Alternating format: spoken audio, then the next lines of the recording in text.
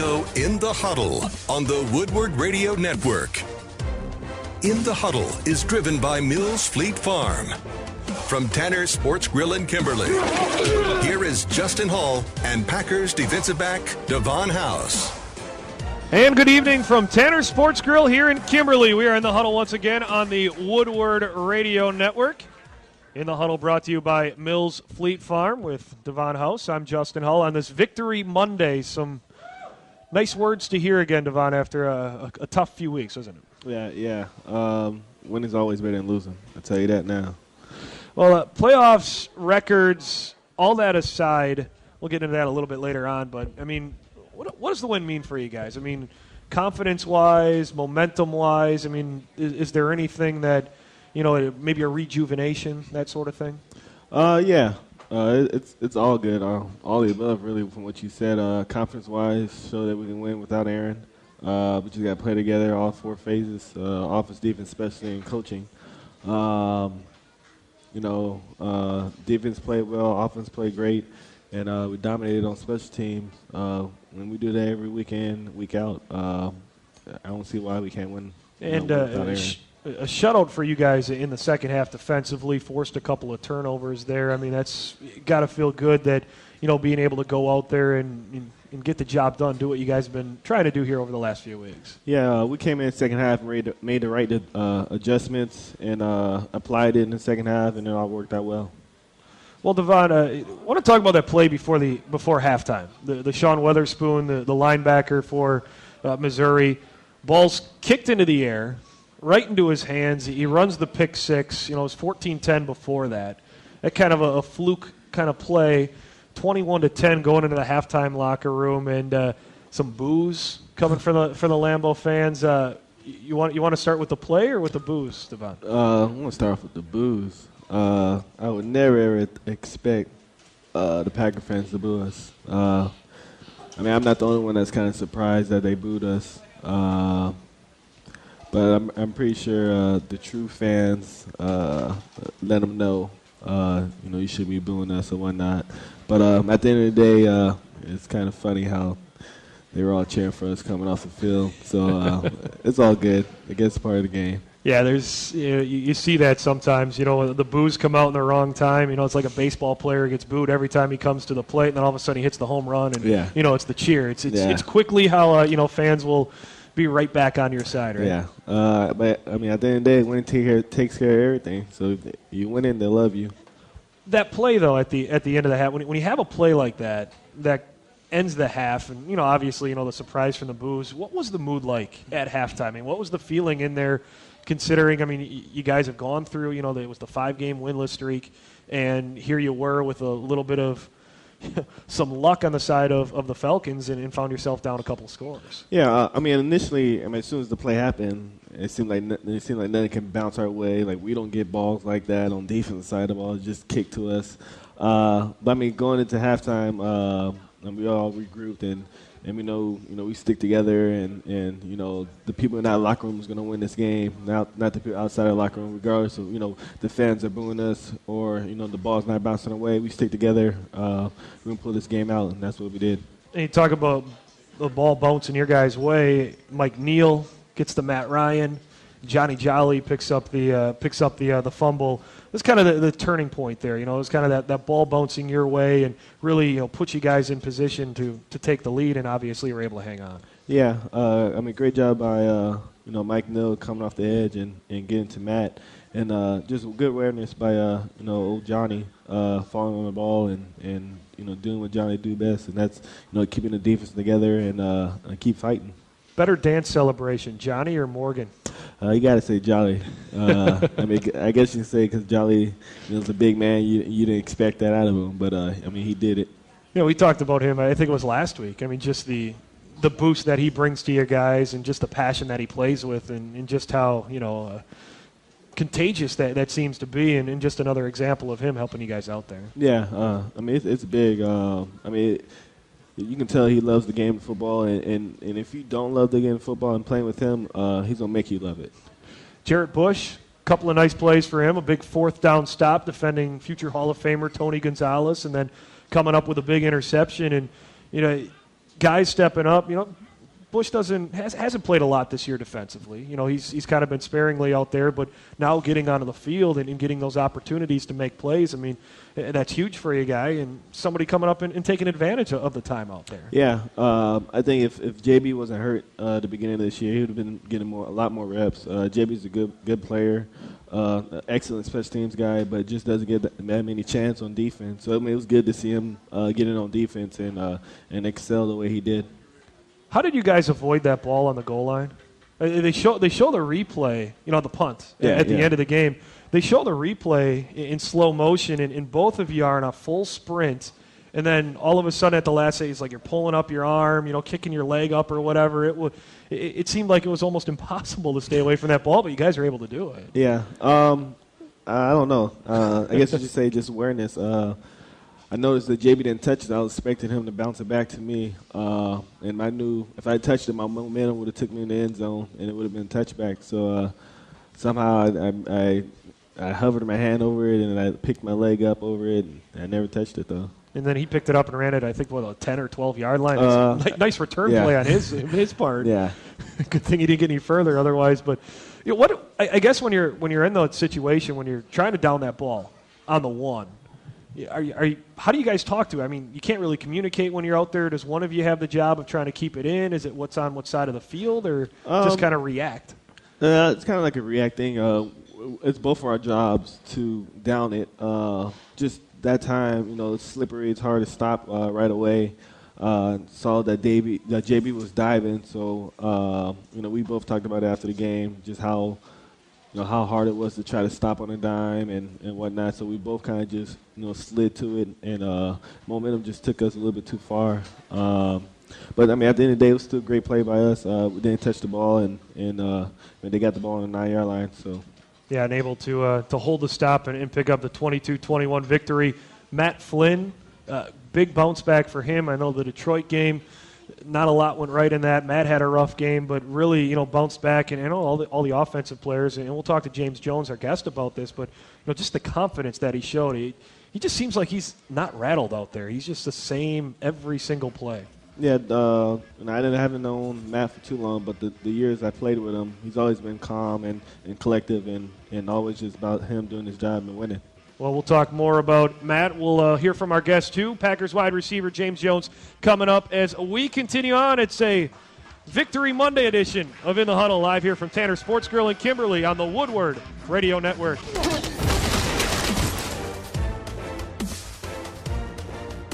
And we are back here at Tanner Sports Grill in Kimberly in the Huddle on the Woodward Radio Network.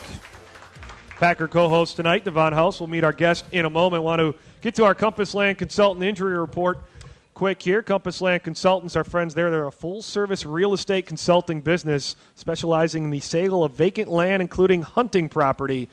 Whether it's a small lot on the water or hundreds of acres to hunt that bruising Bruin or trophy whitetail, Compass Land has the experts to help you find exactly what you're looking for. Give them a call today, 800-548-6933, or check them out on the web at clclands.com. Real quick here through the injuries, Aaron Rodgers, the update from Mike McCarthy today is they'll test him again tomorrow, hoping to practice on Wednesday. Still not medically cleared to go.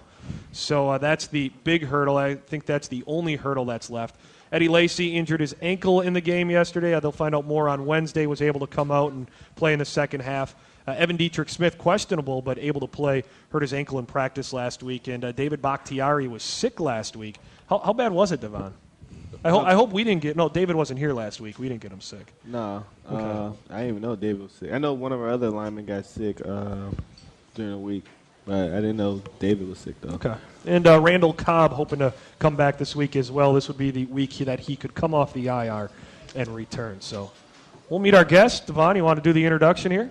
Yeah. We got number 89, San Jose State's great. San Jose State, baby. James Jones. Thanks for coming out, James. Thanks for having me, man. Appreciate it. 7 years in Green Bay now. 7 years, man, in Green Bay. Used to the winters yet? Never. No, not a chance, man. I'm a Cali kid, man. Cold is cold to me. As you can see, yesterday I was the only receiver out there with sleeves on. I take pride in that, man. We'll talk about that more a little bit later on because I'm curious how that gets decided. But what's your 7 years here? What's your perception of Green Bay today compared to what it was your first time? Well, I guess we'll say your first December here in Green Bay. Oh, man. Well, when I first came out here, everybody was telling me, you know, Donald, Greg, they were all telling me, man, dude, it's freezing out here, man. It's gonna be real cold. And I'm like, in my head, I thought I was kind of a tough guy. So I'm like, dude, if you guys can play in it and you've been playing in it, it's not that cold. And the first time I took the field and it was cold, I said, these guys are not lying. So basically what I'm trying to get at is mentally, I'm prepared. So mentally, every time we play or every time it gets cold, I just tell myself it's cold. It's going to be freezing. But I can't run. I can't stay inside. I got to go out and play. So mentally, I'm a lot better, you know.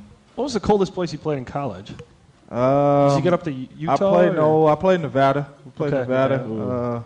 I mean, it was about 30 degrees out there, but it wasn't nothing like this, man. This is different. Nevada was cold, Davon? Yeah, sophomore year, played against Kaepernick. We beat him up there, but that game was freezing. I mean, it's not here, but it was cold, though. Well, James, you've been around a lot of different situations, circumstances in that. This year this maybe been the craziest year you've been a part of? Yeah, we've been kind of spoiled here lately, fans included. We've been winning a lot. I mean, every season is kind of guaranteed to go to the playoffs.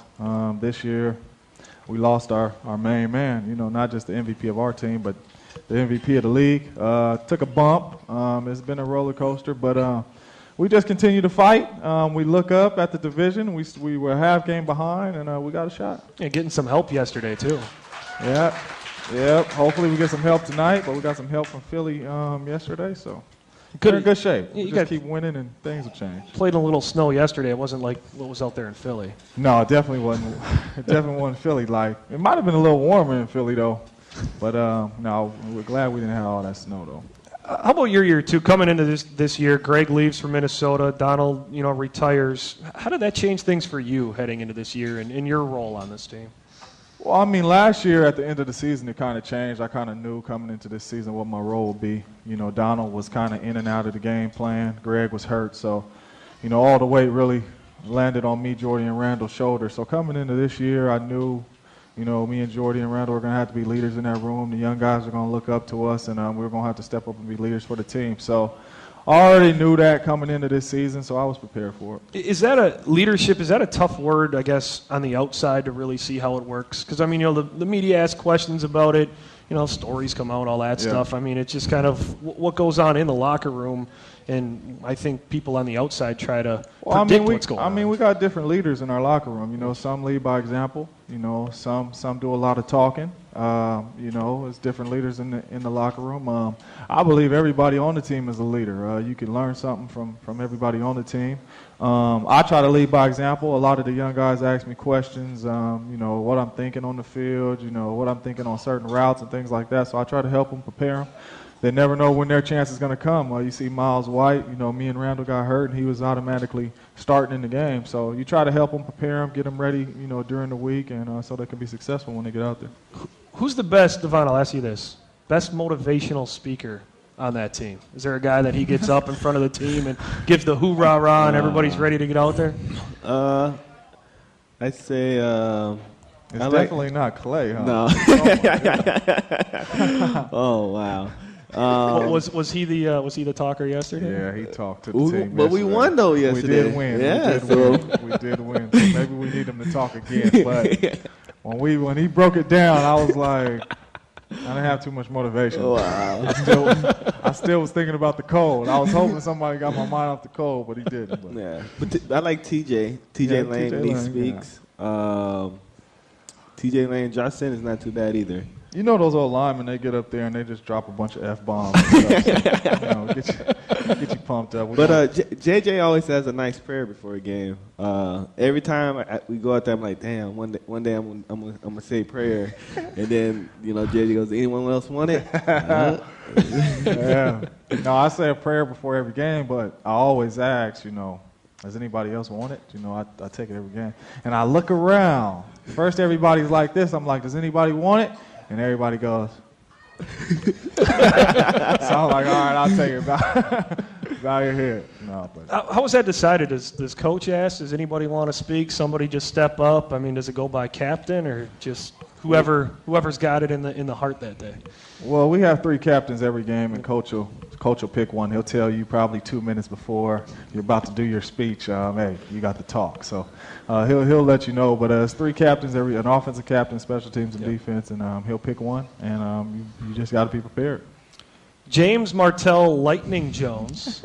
Martell? James Martell Lightning Jones, yes. Ew. That is your son? That is my son. 1, 2? 2 years old. 2 years old now? His middle name's Lightning? Mm-hmm. That's different. No, the story behind that is he's named after my 2 best friends. When we were younger, elementary school, high school, we said our first son will have to be named after each other. So That's my sweet. buddy had his son first, and he named him after us. Took my middle name, DeAndre, and my other buddy's first name, Martell, so his name is DeAndre Martell Stanley. So I took my friend's first name and last name. His last name's Lightning, so I put it in there. So James Martell Lightning Jones is his name. We hope he's fast because he can have a sweet nickname, Lightning.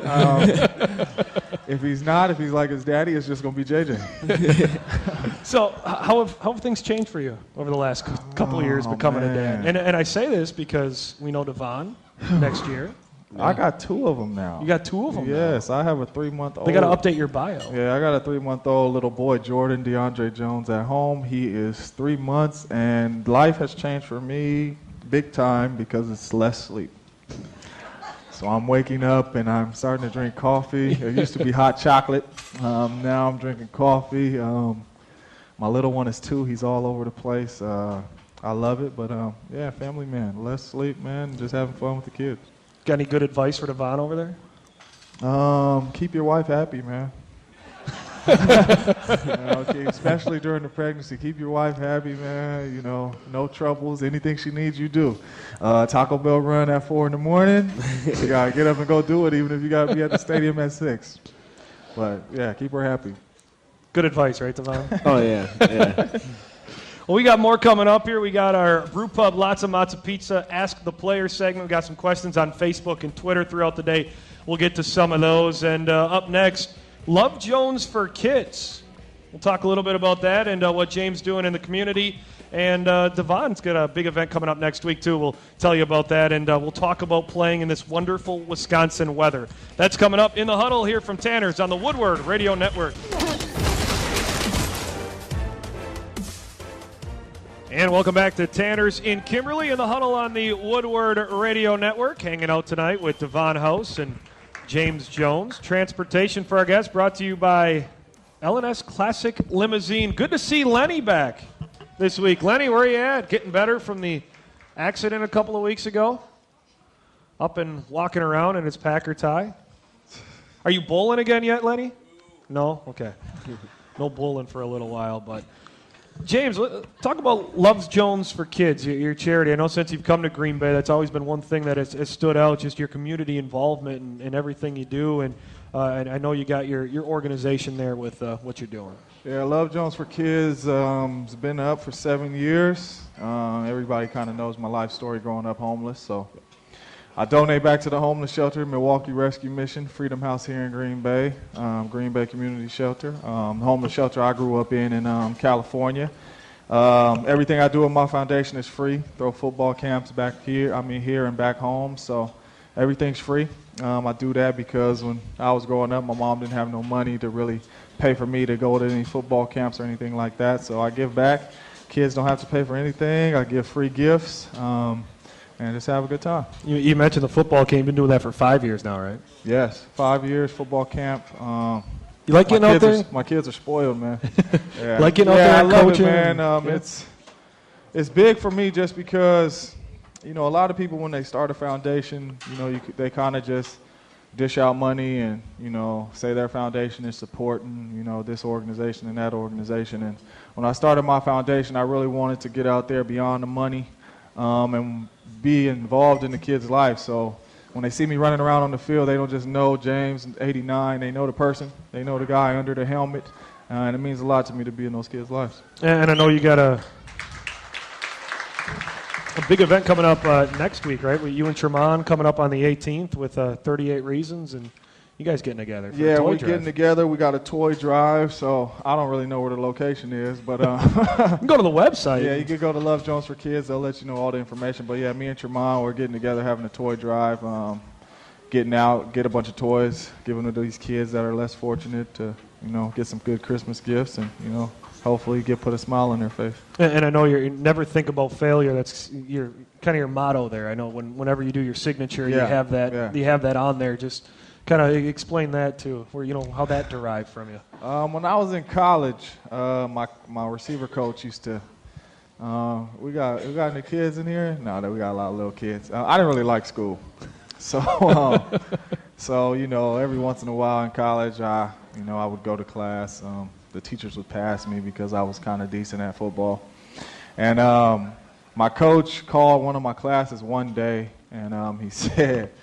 He said, is James in your class? And the teacher said, who's James? Oh, so he called me into his office and he told me, would you do it for $1 million? And I said, dude, what are you talking about? I'll do anything for $1 million. And at the time I didn't understand. And he was like, well, you got to get good grades to play football. He said, would you go to class for $1 million? I was like, I go to class every day for $1 million. Who wouldn't? Everybody in here go to class for $1 million. And he said, well, if you go to class, you're able to play football. And he said, you got a special talent, and you can make it to the NFL and make a lot of money.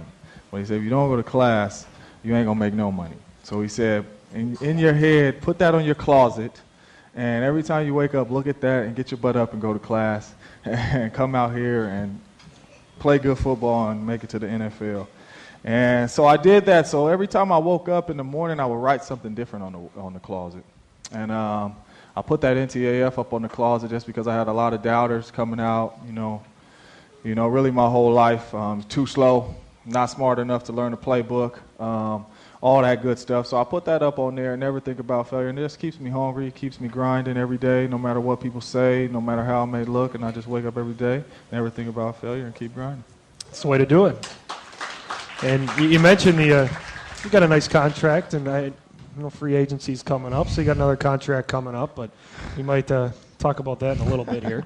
And I know, Davon, next week, too, kind of talking about events, you got an event coming up with the Children's Hospital Foundation. I know you're doing something this summer with them with a golf invite, but got a nice event at Fox City Stadium next week. Yeah, I'm very excited. First time doing some charity work. I had a football camp back in Las Cruces. So I don't know if you can say this is my event, but I'm part of it. Hosting a golf event in June. But on Tuesday, I think it's Monday or Tuesday of next week. It'll be Monday the 16th. Yeah, so we're going to Appleton and just me greeting. And then tomorrow I might actually go to the Children's Hospital to really get firsthand to see what's going on around there. Great to hear that. You guys definitely, both of you too, just as much as you give back, it's always good to see that. Weather yesterday, the elements.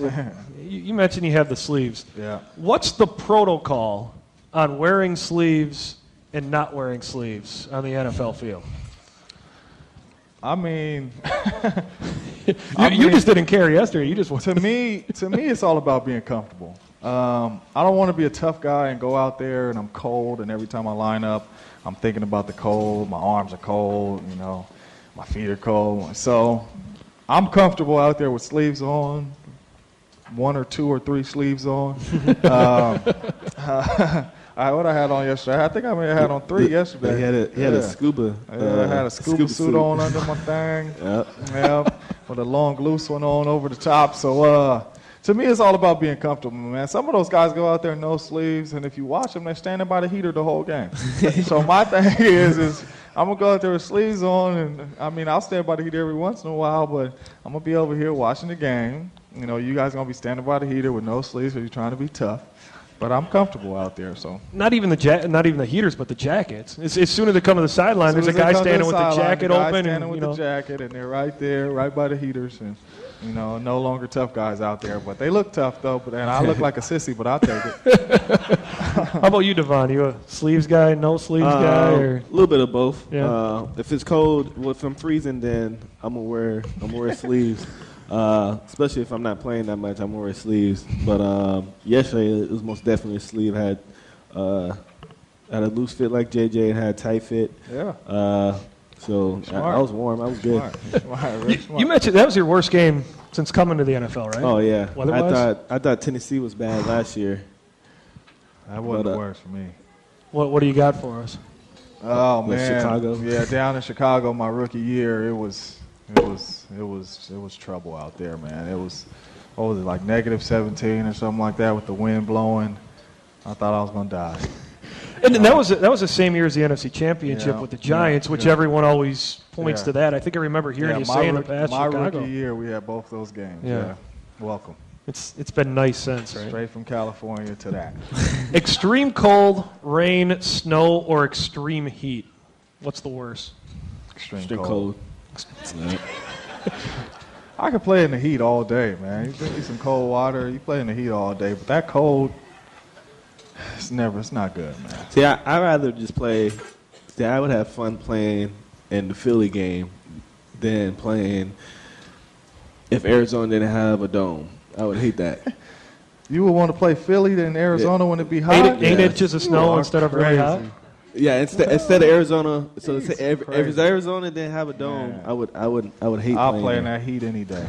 You always find in Wisconsin a lot of people like this, where in the summertime they can't wait for it to get cold, and then in the wintertime they can't wait for it to get warm. Yeah, that's James, you kind of come off as the guy that, when it's hot, you just sit there and wait till it's colder. That's Yeah. Wisconsin Yeah. people. I need it hot all the time.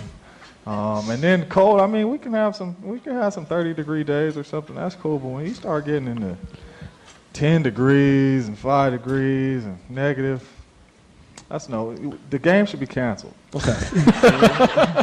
There's negative degrees. We should cancel the game like it's lightning or thunder out there or something. And postpone till next week or something. Game canceled because this is too cold for the players. I mean, guys' skin come off their arm. That's another reason why I wear sleeves. Those guys get in the shower after the game. They got cuts and all type of stuff on their body.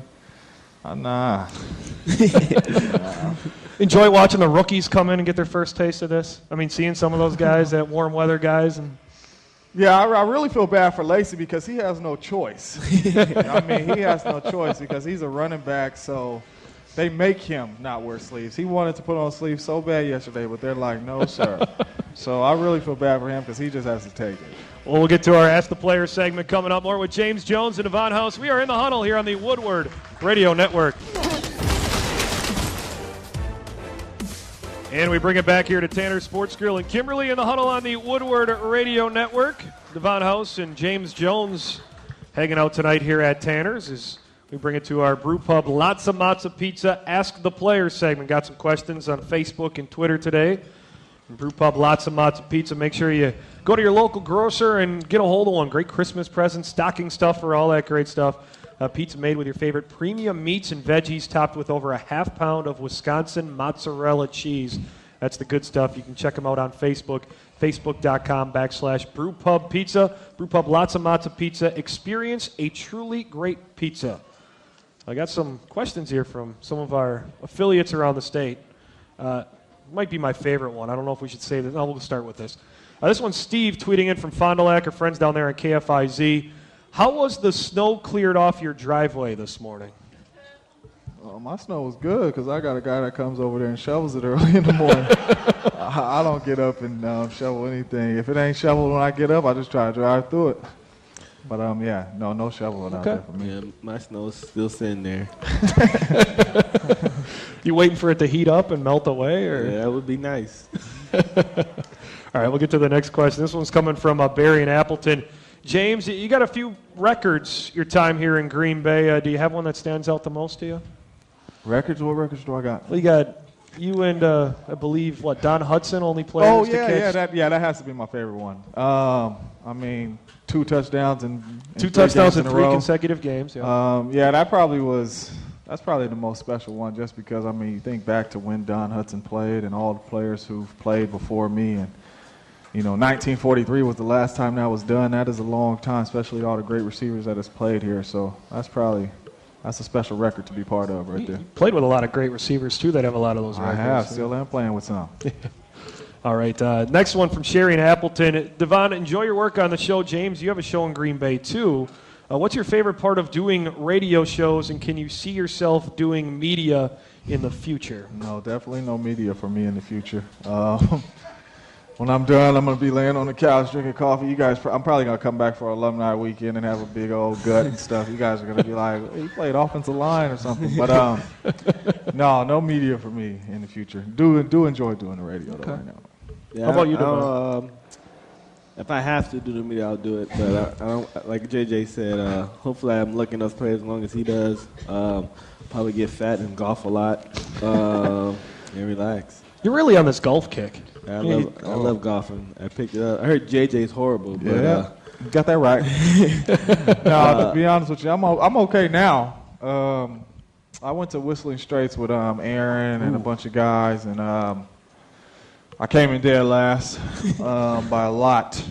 So I told them we're gonna come back out here, and I'm gonna go home. I'll take some golf lessons and stuff, and I'm ready to go play now. That place will humble you quickly. Yeah, very. You been to Aaron Hills, too? I didn't know. When I went out there, and first off, when I went out there, I said, where's my golf cart? And they're like, man, we're walking to these holes. I'm like, man, I'm going home, man. I'm not going to walk. How many holes you did? Well, Whistling Straits, for those that don't know, that's where at Whistling, they got golf major championships there. And I think PGA is coming up in 2015. I mentioned Aaron Hills because the U.S. Open's there in 2017. If you thought Whistling Straits was tough. But I'm hitting my ball, and it's going down the hill close by the water, so I'm just taking the drop. I'm like, dude, I'm not walking way down there, man. I'm just taking the drop. So I came in dead last, but I'm ready now. Okay. Next question. This one's coming from Terry and Matterson. The announcers always talk about meeting with players before the games. What's the meetings like with the TV guys when they come to town and say, hey, I sat down, I was talking to this guy. Hey, I sat down, I was talking to that guy. Does that actually happen, or are they? It does. Okay. Yeah, it does. Yeah, they do production meetings before the game.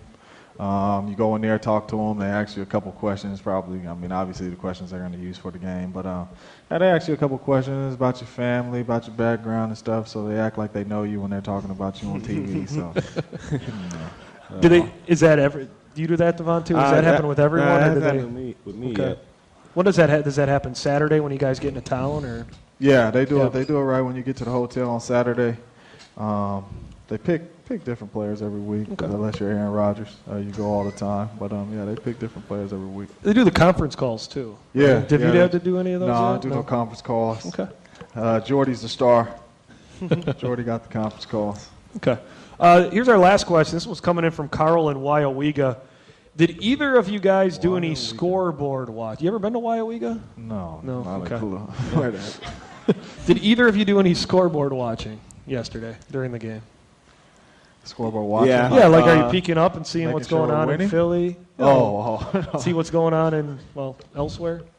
Sometimes I do. Yeah. I didn't yesterday, but sometimes I do. We did watch the game after. We finished watching it after our game was over because they were still playing, so we were watching in the locker room. But I didn't look up there yesterday.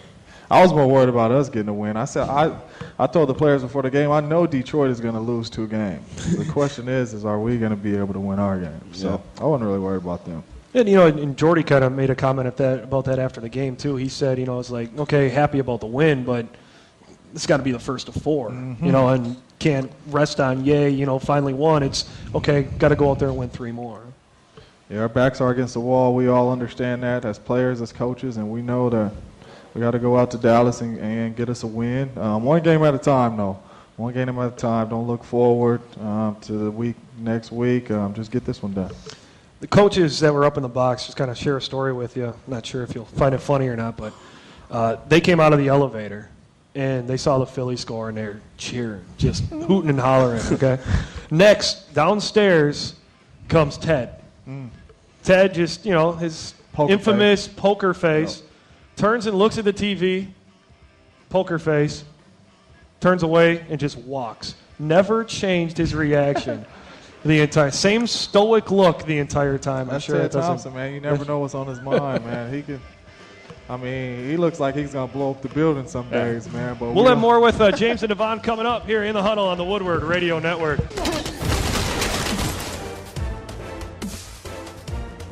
And back one final time here at Tanner's in Kimberly in the Huddle on the Woodward Radio Network, brought to you by Mills Fleet Farm, Davon House, and James Jones hanging out with us. When you found out Philly lost, I mean, how much did that add to the boost? I guess, the positivity of the win and just, the good feeling there. It was good. But at the end of the day, it really doesn't matter what they do, I guess you can say. Because if we don't win out, there's no way, really there ain't no way we're going to make the playoffs. So, I mean, yeah, is it good that they lost because we needed them to lose twice? Yes, it's good. But it was even more better that we did our job and we won the game. Were you aware of, prediction machines or whatever, what they say your quote-unquote playoff chances were? Did you guys hear any of that? Did that come up at all last week for you? I don't read no papers or watch none of the TV like that. It was 5%. 5%. Went up to 15%. 15%, a little better. Based on what happened yesterday. Chicago at 11%, Detroit at 73%. But it doesn't matter because you got to get out there and play the games. And I mean, you guys showed, 2010, Baltimore last year, New York in 2011. You get to the dance and, you just be the last one standing. That's all you got to do is get there. Yeah, it's all about giving yourself a shot. Once you get to the dance, it's anybody's show. And we know coming off of our Super Bowl year that if we get hot at the right time, healthy at the right time, it's going to be tough to beat us. Remember the last time you were in Dallas? Yep. That was a special day, man. Yeah. So hopefully last time we were there, we won. So we need to win again. You think there's going to be any nostalgic feeling when you go there? I mean, just kind of the memory of the Super Bowl. I mean, when you walk in, see the stadium, considering that was the last time you were there. No, I don't think so. I think people are going to be so focused on winning that game and understanding that if we do lose that game, our season is possibly over. So I really don't think anybody will think back to Super Bowl. I think people will be zoomed in, focused, ready to get that one done. You ever play at Dallas Stadium, Nope, Davon? never. Here's something different, so I'm excited to be there. Yeah, the scoreboard's what, 20 to the 20 or something? Jerry's World is unbelievable over here, man. It's crazy. Is there something that you saw there that's maybe the craziest thing at the stadium that you never thought you would see? It has to be that Jumbotron, man. Yeah. It covers the whole field. I mean, we're on the sideline at the game, and everybody's on the sideline like this, looking up at the Jumbotron. So you're not even, you can look at the players right there on the field, but you're watching it on the TV. Yeah. Yesterday in the NFL, there was a record 90 touchdowns scored among all the games yesterday, and you see the weather. James, it puts a smile on your face. Davon is a defensive guy. Yeah, I was about to say, no defense. Oh. That's not good at all. Kind of, and looking at the weather conditions, too. I mean, when you think about it, where there was snow pretty much everywhere, kind of a remarkable number. Yeah, we got special players in this league, man. I mean, it's crazy some of the ability that these guys have. So, it's not surprising. It's not surprising. Tony Romo, what's the scouting report there, Davon? What do you know about Tony? And Tony's a good quarterback. Yes, he's some games in the playoffs he lost some. I guess people might say he can't win a big game, but the weapons around him and when he gets going, it's hard to stop him. He has Dez Bryant to throw the ball to and Jason Witten, so it's going to be a challenge. It's going to be fun watching them play today. Like I said before, I really don't watch football, but today I'm going to watch the game. Yeah, you got tonight 2 of your opponents the rest of the year. Chicago, who you get in the last week at their place. Hopefully it miraculously warms up for you, James. That's not going to happen, man. I told you mentally I'm in a better spot. I just say it's going to be cold, and I just go out there.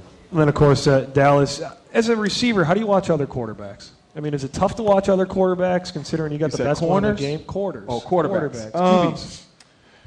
Yeah, I really don't watch the quarterbacks like that. I'm mostly focused on watching the DBs and the receivers. I look at the perimeter. I really don't understand too much about quarterbacks. I don't know about their drops and all that stuff. But I watch the receivers, watch the DBs, and get my scouting report from there. Defensively, Dallas, what's kind of the scouting report? What do you know about them so far?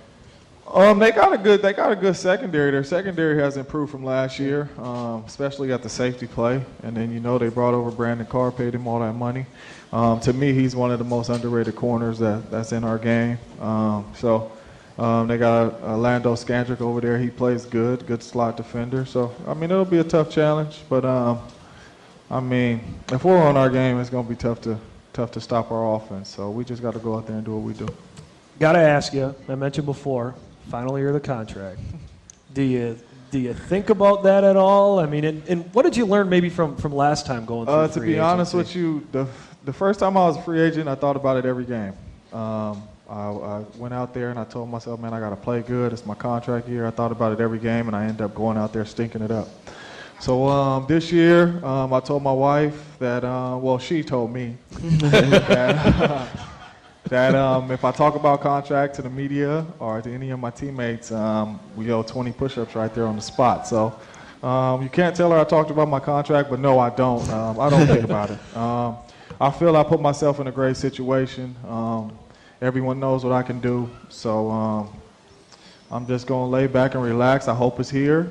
But, it's a crazy business, and we'll see. But I would love to stay here, finish my career. I've been here for 7 years. My home is here, so we'll see. I know Packer fans are the appreciation they show. They'd love to see you here, James. Thank you so much for coming out. Not a problem. Spending Thanks an hour for with having us. Appreciate it. And Davon, always good. We'll talk to you again in a couple of weeks, all right? Yep. I believe right 30th. Yeah. After the Chicago game, so we'll have you back in. Best of luck to you guys, and like I said, we'll talk to you again soon. Big thanks to everybody here at Tanner's. Big thanks to Evan Stanek, our engineer, Reggie and Zach back at the Woodward, the network producers, and, of course, our in-house host, Jason Kemp, and all the great people here at Tanner's. We'll see you next week in the Huddle here on the Woodward Radio Network.